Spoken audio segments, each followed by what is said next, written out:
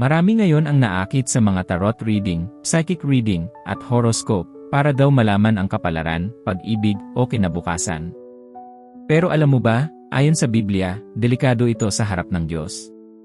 Ayon sa Biblia sa Deuteronomio 18 verse 10 hanggang 12.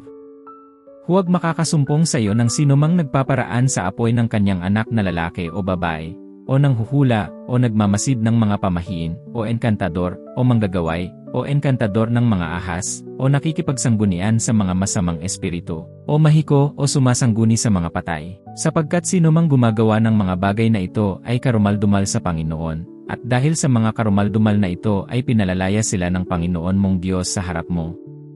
Ang mga tarot at psychic reading ay hindi galing sa Diyos. Ito ay mga paraan ng kaaway upang ilayo tayo sa pagtitiwala sa Kanya. Sapagkat sa halip na manalig sa Diyos, mas pinaniniwalaan ng tao ang mga baraha at bituin. Kaibigan, hindi mo kailangang hulaan ang iyong kinabukasan. Sapagkat hawak ito ng Diyos. Lumapit ka sa Kanya at Siya mismo ang magtuturo ng tamang daan. Ayon sa Kawikaan 3 verse 5 hanggang 6.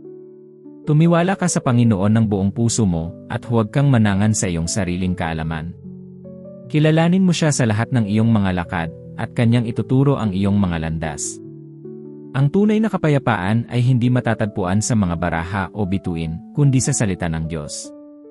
Tumalikod sa kasinungalingan, at hayaang ang liwanag ng katotohanan ang magbigay gabay sa iyong buhay.